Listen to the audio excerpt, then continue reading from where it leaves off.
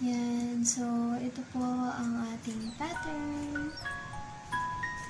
para sa face mask.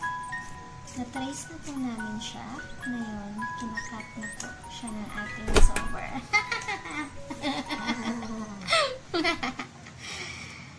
So, madali lang po siya. Hanap lang kayo ng malaking plato sa bahay nyo. I-trace nyo sa inyong tela. At pagkatapos nyong matrace, ay ikakat na po natin. Gaya nito. So, pasensya na po kayo sa ating video kasi medyo blurred. Blurred. At pagpasensya nyo na po, kita yung paa ng ating mananahi.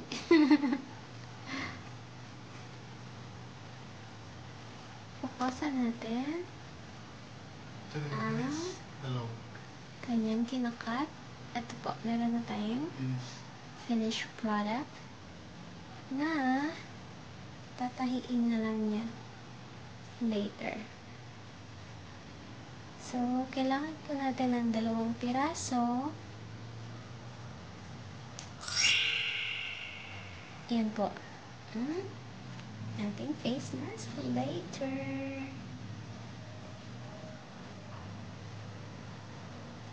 Kailangan ko na talaga.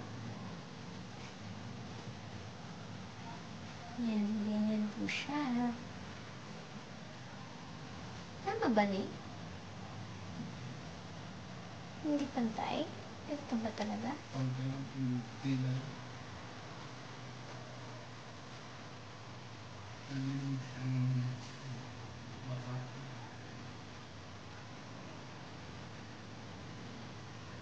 So, ayun po. Nagka-cut pa rin siya.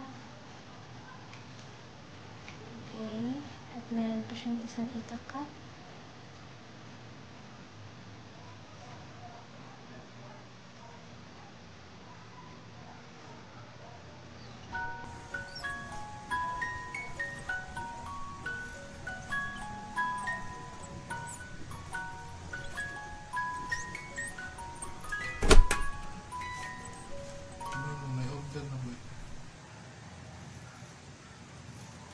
Market.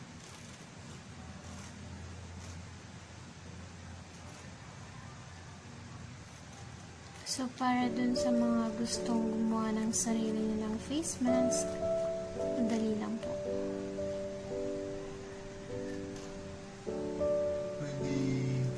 Kung wala po kayong sewing machine, pwede naman po nating tahiin gamit ang ating kamay.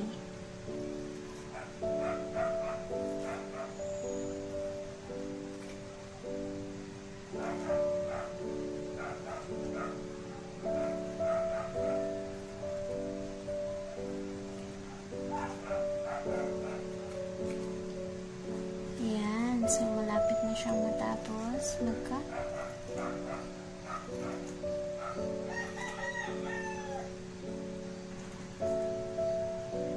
After nito, sisimulan na nating tahiin ang ating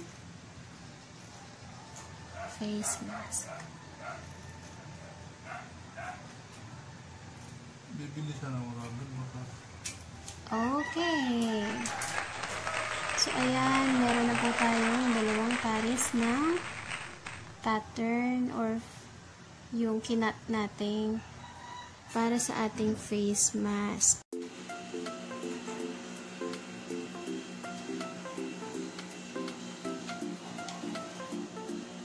So, ayan. Nilalak niya na po yung dulo bago tapahin.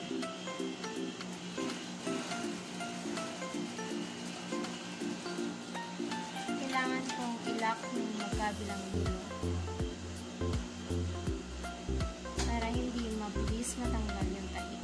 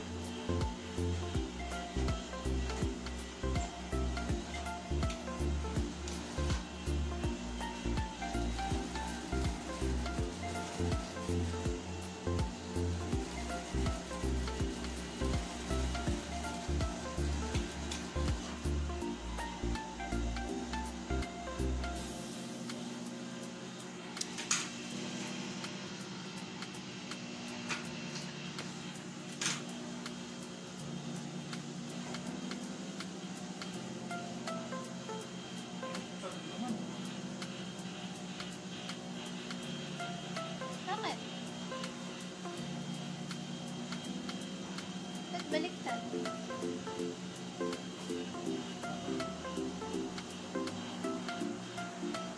Ayan.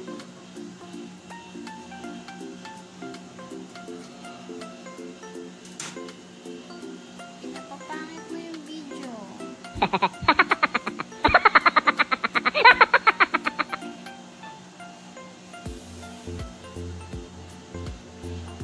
Kailangan nyo lang papantayin yung mga dulot-dulo niya. So, sa gitna po natin siya sisimulan. Kailangan po natin ilak yung bahagi yun ng face mask.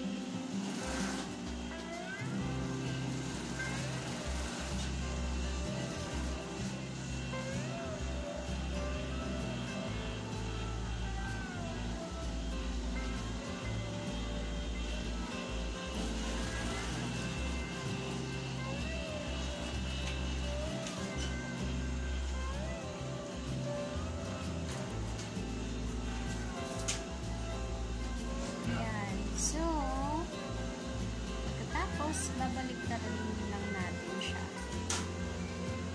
Kung mapapansin nyo, nag-iwan siya ng maliit na opening. Kasi doon niya babaliktarin yung ating face mask.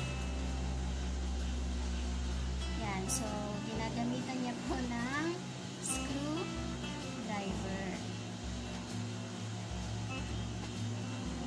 So, kung wala kayong screw, lapis, ballpen, anything na pwede nating ipang push sa tela.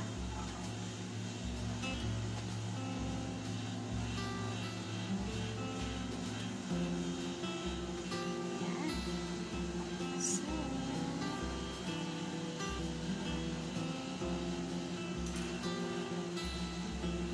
medyo maingay talaga yung makina, kaya patayin na muna natin.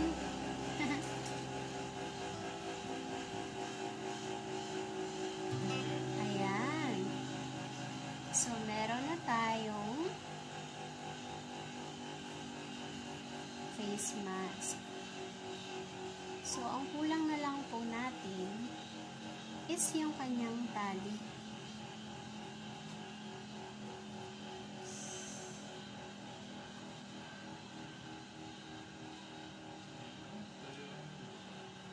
pwede po natin gawin tali niya yung mga pinaggamitan nating retaso ng telang yan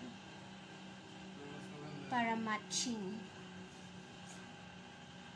So, kailangan lang po is plansyahin para mas maging flat o ma-flatten yung tela. Ayan, ang ganda. So, yan na po ang ating finished product.